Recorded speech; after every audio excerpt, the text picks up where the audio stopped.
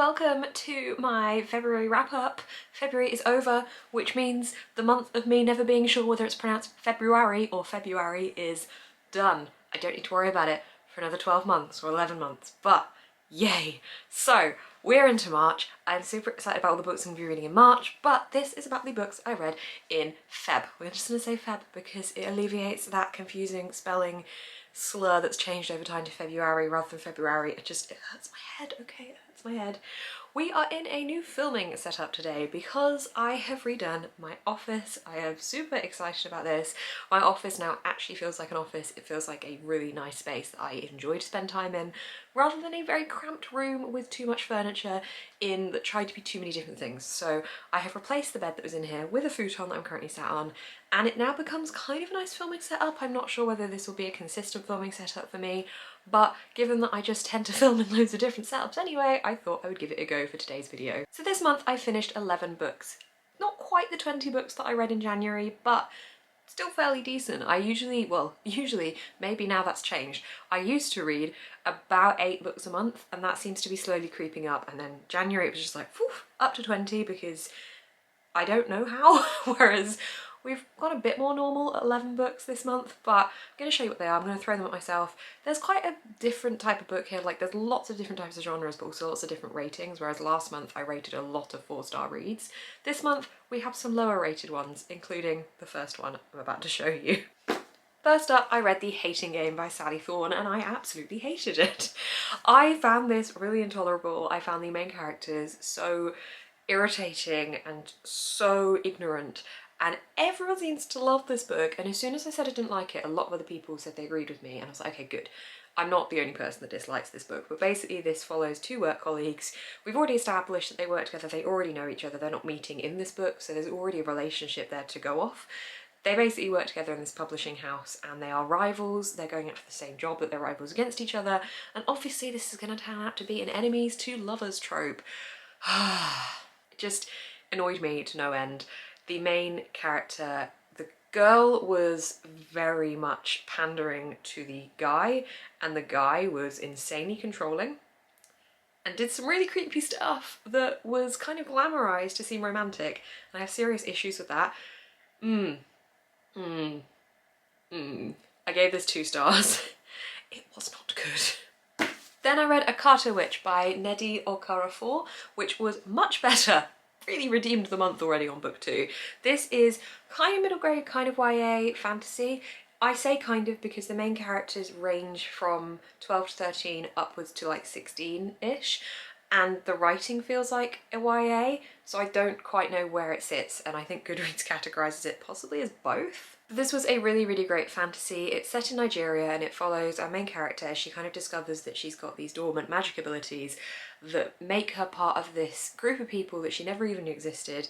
She's now met some friends within this group of people as well who basically all have these special magical abilities, and certain abilities can be tied to certain people. I loved the magic system. I loved the journey of her discovering this about herself and also finding out more about her heritage and who she really is. I just adored it. I thought it was beautifully executed in the way that she dives into this magical world and just doesn't know about it, and we see her diving in and we follow her with it, and it just feels like such a lovely, entrancing story. I just really liked it. And I gave this one 4 out of 5 stars. Then I read The Girls Ive Been by Tess Sharp. This is a YA thriller that is set in the middle of a bank robbery in which our main character has kind of got caught up in this bank robbery with her friends, including her girlfriend and her ex-boyfriend, not awkward at all, and they're all kind of in this bank situation and being held at gunpoint pretty much, and at the same time as us seeing her in that situation, we're also crossing over and seeing her past, where she basically had to be a con artist along with her mum, who was basically bringing her in on all the jobs that she did and getting her caught up into that world. So we see the present day where she's broken free of that but is now in a really horrible situation, and the past where she's building to become the girl we know her as now. It was a really fantastic read. I really enjoyed the way that the contrasting chapters just kept you completely gripped. It felt very thrilling, and I really enjoyed the characters as well. I enjoyed that there wasn't any stereotypical issues within the character group, like the fact that she's there with her girlfriend and her ex-boyfriend could potentially cause some issues, and it does, but it doesn't fall down the necessary stereotypical route, which I liked. So I really enjoyed this one in general. I thought it was a really fun reading experience and it completely kept me gripped, so I gave it 4 out of 5 stars. Then I read Earthlings by Sayaka Murata. This was interesting. I still don't know my proper thoughts and feelings on this one because I started reading it and thought it felt like a very whimsical journey of a little girl's creativity who just didn't quite think she was fitting in well in the world around her, and her cousin suggested that he was an alien and wasn't from this planet, and she kind of jumps on that idea. That's how it started, and I was like, this is going to be a really lovely creative story. It goes down some twists and turns. The reviews call this funny, I think. They're not. No, the reviews say it's a radical and hilarious, heartbreaking look at the garbage we've all internalised in order to fit in and survive. Someone else has called it extraordinarily weird and funny. This is not funny, this is really quite dark, and definitely the whole overarching story is looking at society and flooring society and showing what is wrong with the world that we live in and the expectations that they put on people, as was Sayaka Murata's other book, Convenience Store Woman, which I really enjoyed. This one is very, very dark though. There are serious trigger warnings going into this for child abuse, child rape from the perspective of the child. And then they also go into cannibalism, violence, and a lot of other things I can't think off the top of my head because it's been a couple of weeks since I picked this one up, but please, please look this one up first if it's one you're interested in, because I still don't know how I feel about it. It was good, and it was also not good. It really played with my brain towards the end and it just lost it a little bit for me at the end. It ended up coming out as 3 stars out of 5 on Corpal because I just couldn't settle, so it's a good medium. I don't know, I'm just gonna put it down. Then I read the Vagina Monologues by Eve Ensler. This is a non-fiction and it is basically a series of monologues that have been submitted by interviews with over 200 women, I think it is in the end. But basically Eve Ensler has combined these all together. This is also a popular play that you may have heard of that I very much would like to go and see. But the experiences that these people have had has been popped together in this one book, and it's very honest, it's very open. There's so many different types of experiences. Again, this one has got trigger warnings for sexual assault in it as well. But the effect of what this all makes is an empowering non-fiction about the vagina monologues.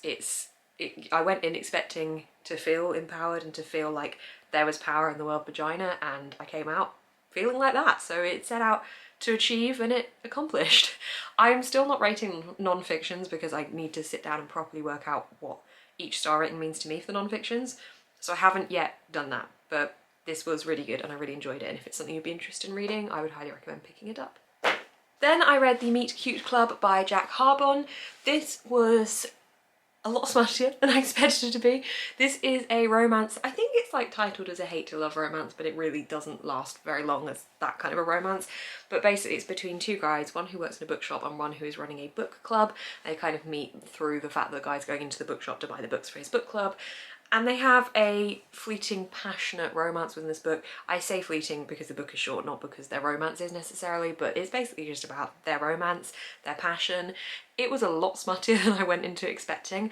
I didn't really know much about this book other than the fact that it was a book about books, so I thought that that would be fun to pick up, but yeah, it ended up being a lot smuttier. So if you're after something quite smutty, there's a lot of really open sex scenes. We like a good open sex scene because it makes it much less taboo. Then this is crammed with them. For me, the story didn't quite hold up. It was just seemed to be, well, smutty. It was much more about the sex scenes than it was anything to do with the plot or the characters building up.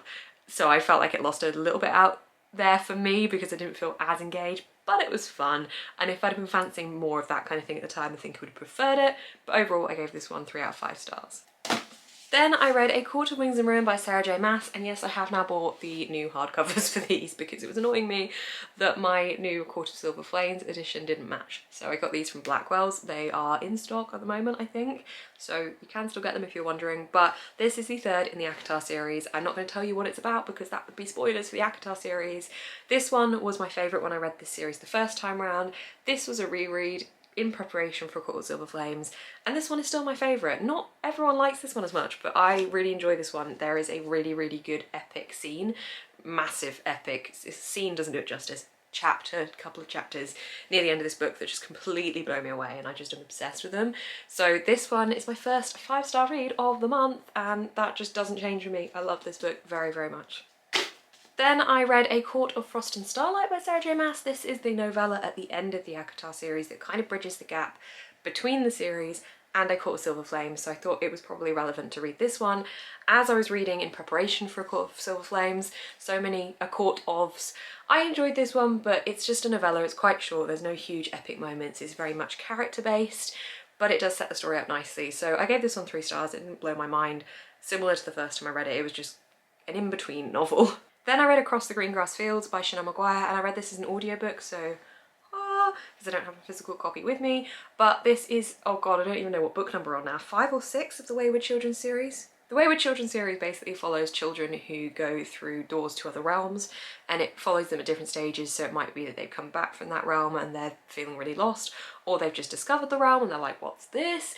The whole idea of it is so whimsical and magical and beautiful, and they're so short as well that they're really easy to read / listen to. So I immediately picked this one up as soon as it came out. Well, not quite as soon as it came out, but as soon as I was available to pick it up, I read it, and it was okay. I feel like the first 3 were the best ones in my opinion, or the first 2 definitely, but slowly they're not grabbing me as much, these books. I think it's because I enjoyed the camaraderie of all the children together in the first books, and we don't have that as much with the later books. It's much more of an individual path. So I gave this one 3 out of 5 stars. I still liked it, it just didn't quite knock my socks off. Then I read A Court of Silver Flames by Sarah J Maas. This, oh, I whacked myself in the face with it. Thanks, book. This was my most anticipated read of 2021, and I really liked it, but I didn't quite like it as much as I thought. I did really like it still. It just lacked a little tiny bit of something for me. I feel like it was possibly made to be a bit longer than it needed to be, and there was a couple of scenes that just felt literally like the same scene regurgitated, so at times it felt repetitive, but I really enjoyed the setting specifically. There is a fantastic magical house in this book, and I just love the house very much. Possibly more than the characters, but it was a cool house. There's a love of reading in this book, which we'd love to see, but this is basically, without too many spoilers, without any spoilers, this is the story of Nesta, who is one of Feyre's sisters, and we see her journey in this book with other people too. There we go, no spoilers, we're all good.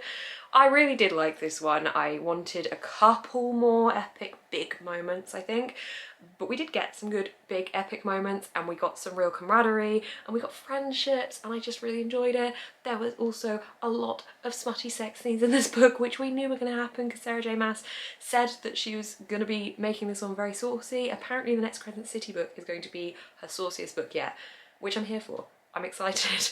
Again, we love to see sex positivity, and Nesta's character is very sex positive. She's happily talking about sex. She's also happily pleasuring herself. It's publicly talked about. We're not tabooing it in this book, which I absolutely love. So yeah, I gave this one 4 out of 5 stars. Didn't quite get to the 5 star. Probably more 4.5 star to be honest, but I did really like it, and I'm so pleased that I've read it and I know what's happening, and now I have to wait however long for more in this series. And finally, I read Frozen Tides by Morgan Rhodes. This is the 4th book in the Fallen Kingdom series, which again, I'm not going to tell you what this one's about either because that will be spoilers, but the Fallen Kingdom series is essentially kind of Game of Thronesy, less heavy, but just as brutal and just as gripping. I have been reading this series since, oh, maybe about 10 months ago now. I think I started the first one, maybe less. I'm really enjoying it, making my way through it, and I feel like it's going to be such an accomplishment when I finish it, but at the same time, I have reached a point where I think I'm ready for it to come to a conclusion. There's 2 more books in the series.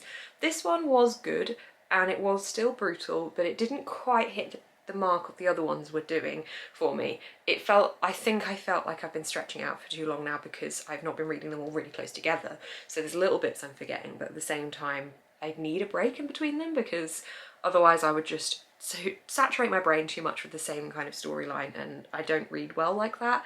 I can't binge series. Apart from Akata Witch, I did indeed binge. I did really like this one still. It just, again, I'm saying this a lot with this wrap up, but there was a lot of books that I thought would be really amazing, and they were still really good, but because they weren't as amazing as I expected, it kind of dropped them a little bit in my rankings. This one came out as a 3 out of 4 stars. That was my super speedy February wrap up. Hope you guys enjoyed that. As always, if you did enjoy it, please do give this video a thumbs up. You can comment down below what you read this month. I feel like generally it was a good mixed month for me. I'm pleased with how that came out. I liked it a lot. I will be reading some special planned books over the next month / 2 months. I've kind of semi-set myself TBR, but not really, because I am a mood reader. However, I've realised that I have kind of had a reading set planned for the last few months because of book releases and things, and a certain part of me liked a little bit of that direction, but I've done something. I've done something. We'll see. I'll see if I admit that I've done it and hold myself accountable, or just continue to read whatever I fancy. I don't know. But I will be reading Norwegian Wood over the next 2 months, I can tell you that much for sure, by Haruki Murakami, because this is my book club pick for my Patreon book club, which is very exciting. I've been wanting to read this book for ages, and this was the book that we all voted on, and this one came out with by far the most votes. Very, very excited to read this. It'll be my first Haruki Murakami. It looks really good. If that is something you want to join along with us reading, I will pop the details down below for my Patreon group reading experience. Why did I say it like that? For my Patreon group reading experience. For my Patreon book club, I will pop the link down below and you can sign up if you would like to join us. It's a bi-monthly book club, so you don't have to rush yourself too much of reading it, and it's just over the next month or two, which is exciting. There's also all my socials and things down below too. What is this outro? I don't know. Anyway, if you'd like to see more of my face on your feed, you can hit the subscribe button. Thank you so much for watching. Keep smiling and stay positive.